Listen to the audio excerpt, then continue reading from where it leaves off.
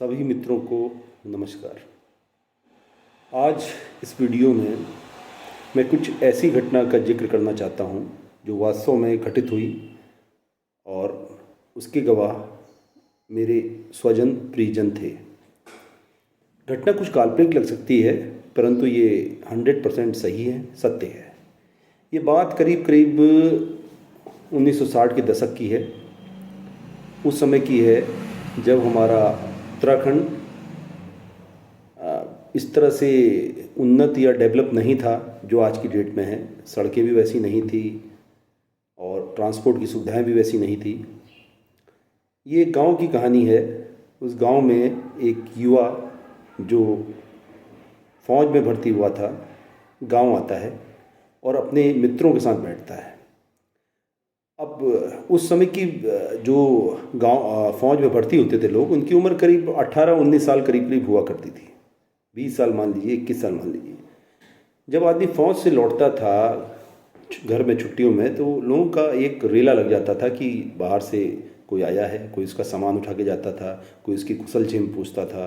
कुछ लोग उनके एक्सपीरियंसेस जो होते थे उसके बारे में बात करते थे। एक दिन वो युवा व्यक्ति अपने मित्रों के साथ बैठा था और जिस तरह से मित्र लोग आपस में हंसी मजाक करते हैं, चैलेंजेस देते हैं, उसी तरह से उन्हीं मित्रों के बीच में से एक मित्र ने कहा कि क्या आप अभी इस वक्त रानीखेत जा सकते हैं। रानीखेत एक सुदूर आप हिमालय के क्षेत्र में एक हिल स्टेशन है जो अंग्रेज़ों के समय से बहुत ही लोकप्रिय है। और ये जो घटना जिस गांव की है, ये गांव करीब करीब 16 किलोमीटर दूर रानीखेत से स्थित है। जब मित्रों के समूह में बात हुई कि कौन जाएगा आपका रानीखेत और वहाँ से एक रम की बोतल लेके आएगा, ये बड़ी अजीब सी बात है। तो ठीक है, युवा जोश होता है, युवा उमंगें होती हैं। उसमें से एक नौजवान जो गांव में अपनी छुट्टी बिताने आए थे तैयार हो गए। और जहाँ तक मैं जानता हूँ, वहाँ से जाते समय उनको जो पब्लिक ट्रांसपोर्ट था या बस थी जो चलती थी उस समय उत्तराखंड रोडवेज की, वो मिली। रानीखेत पहुँचे, उनने रम की बोतल ली और बोतल लेते लेते टाइम निकल गया। उस समय शायद एक गाड़ी आया करती थी पहाड़ में जिसको डाक कहा जाता था। डाक गाड़ी छूट गई। उसके बाद कोई गाड़ी भी अल्मोड़ा की तरफ जाने की लिए उपलब्ध नहीं थी, ना ही कोई इस तरह के ट्रांसपोर्ट के साधन थे। लेकिन युवा उमंग तरंग ऐसी थी कि वह व्यक्ति अपनी ही धुन में रानीखेत से पैदल अपने गांव की तरफ चल पड़े। अब अगर आप रानीखेत से उस गांव की तरफ चलेंगे तो बीच में आपको बड़े ही रमणीय स्थल दिखाई देते हैं।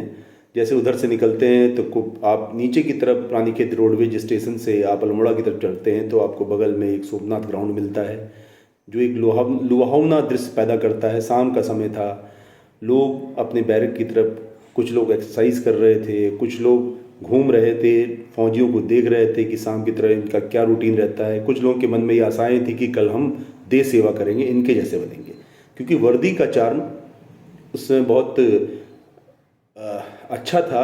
अच्छा क्या था कि लोगों में एक रोजगार की जो मुख्य साधन हुआ करता था वो फौजी हुआ करती थी और कई और भी धंधे थे, लेकिन ये धंधा कुछ धंधे इस तरह के नहीं थे जिससे आदमी की जीविका चल पड़े। इसीलिए उत्तराखंड में हर एक घर में एक व्यक्ति फौज में जरूर रहता है या था। वो अपने घर की तरफ चल पड़े। चलते चलते धीरे धीरे आगे जाते हुए गोल्फ ग्राउंड आया। गोल्फ ग्राउंड आने के समय थोड़ा सा शाम के 4-5 के करीब का समय था। घूमते हुए फिर कालिका आया, फिर बूबू धाम आया। बूबू धाम ने उनने बूबू जी को प्रणाम किया और आगे की यात्रा के लिए आगे निकल पड़ते। निकलते निकलते आप नैनीग्राम, जिसे पहले विताना पेड़ कहते थे, वो भी आया। उससे आगे जाते समय बिचमोरिया जगह मचकाली से पहले पड़ती है। अगर आपने उत्तराखंड गए हों तो रानीखेत से अगर आप अल्मोड़ा की तरफ गए हों तो मचकाली एक अच्छी जो खूबसूरत जगह है, उससे ठीक पहले एक बिचमोरिया जगह पड़ती है। उस समय तक सब कुछ ठीक ठाक था।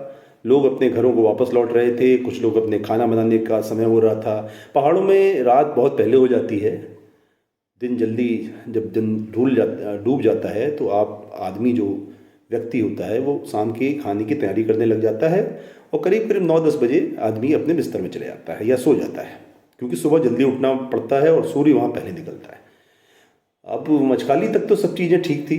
जैसे ही मचखाली की तरफ से आप आगे बढ़े तो एक बियाबान जंगल था, अकेला व्यक्ति और मन में कुछ उमंगे कुछ तरंगे। हर युवा जो मन होता है उत्साह से भरा हुआ, निर्भीक, उसे पता नहीं क्या है क्या नहीं है। तो उस समय थोड़ा सा उनको डर का एहसास हुआ, क्योंकि उनके साथ चलने वाला कोई व्यक्ति नहीं था। उस तरह की आवागमन या जिस तरह से आजकल गाड़ियाँ चलती हैं वो नहीं थी। उसी समय अचानक एक व्यक्ति उनको दिखाई देता है जो उनके आगे चलना शुरू कर देता है। वो व्यक्ति की जो वेशभूषा होती है, उत्तराखंड में उस समय राजमिस्त्री हुआ करते थे, उस तरह की वेशभूषा थी।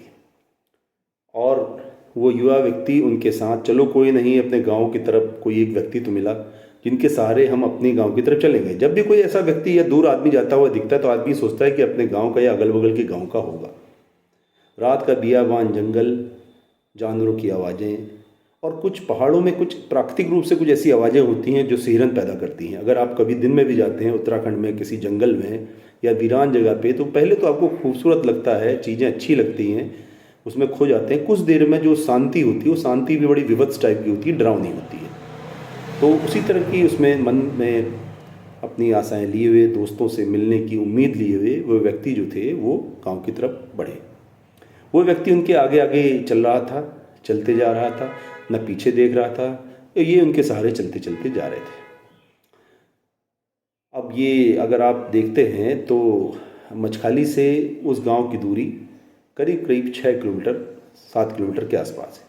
पैदल चलते चलते वो व्यक्ति जब अपने गांव के पास एक मोड़ पे आया जहाँ से गांव की एंट्री होती थी, और पहले आपने देखा भी होगा पहाड़ों में जो गांव होते हैं उनसे पहले एक देवी का मंदिर या गोलू देवता का मंदिर या इष्ट देव का मंदिर होता है। उससे पहले एक पहाड़, मतलब उस मोड़ से पहले एक पुलिया थी, जैसे पहाड़ में डांट खाया जाता है। तो उस डांट, वो व्यक्ति वहाँ पे उस डांट के नीचे चला गया और जो युवा फौजी थे वो वहाँ पे डांट के ऊपर बैठ के उनका इंतज़ार करने लग गए। अब उनने सोचा कि चलो ये जो भी आदमी है इसके सहारे और ये मेरे सहारे यहाँ तक पहुँचा है, तो अब गाँव आ ही गया है तो साथ में चलते हैं, पूछेंगे कहाँ के रहने वाले हैं, क्या हैं। धीरे धीरे रात अपने यौवन पे आ रही थी, करीब करीब 8-9 के करीब बज गया होगा। तो उनकी बड़ी देर तक वो व्यक्ति बाहर नहीं निकला। तो जो फौजी थे वो नीचे गए, देखे कि भैया कहाँ कुछ हो तो नहीं गया। जब वो नीचे जाते हैं तो देखते हैं कि वहाँ पे कोई व्यक्ति मौजूद ही नहीं है। और उनको ये लगता है कि जब उनको ये लगता है कि ये जो व्यक्ति आया तो गया कहाँ, तो उनको लगता है कि हज़ारों चीड़ के पेड़ एक साथ टूट के गिर पड़े हैं और वो एकदम अपने गांव की तरफ चलते हैं। उनको ये एहसास नहीं होता कि वो अपने गांव कब पहुँचे, कैसे पहुँचे, किस तरह से पहुँचे, और जाके करीब 7 या 8 दिन तक बेहोश रहते हैं। अब प्रश्न ये है वो व्यक्ति कौन थे और वो गांव के जो मंदिर था एंट्री के समय में वहाँ पे जाके उससे पहले डांट के नीचे क्यों चले गए। हमारी पहाड़ के लोगों में मान्यता है कि हर गांव की रक्षा करने के लिए कोई भी कुल देवता आराध्य होते हैं जो गांव के लोगों की रक्षा करते हैं, और उसके पहले वो व्यक्ति नीचे चला गया, उसके बाद मिला नहीं। अब ये बात में आदमी सोचेगा कि क्या चीज़ थी क्या नहीं थी, परंतु एक सत्य घटना है जो घटित हुई है 60 से 70 के दशक में, और सच्ची घटना है, और उनको होश में आने में 3 या 4 दिन लगे थे। तो धन्यवाद। मेरा मन था कि ये बात आपसे शेयर करूं, पता नहीं सही है कि गलत है, अच्छी लगी बुरी लगी ये तो ईश्वर ही जानता है। समय देने के लिए बहुत बहुत धन्यवाद। कृपया इस चैनल को लाइक शेयर करें। धन्यवाद।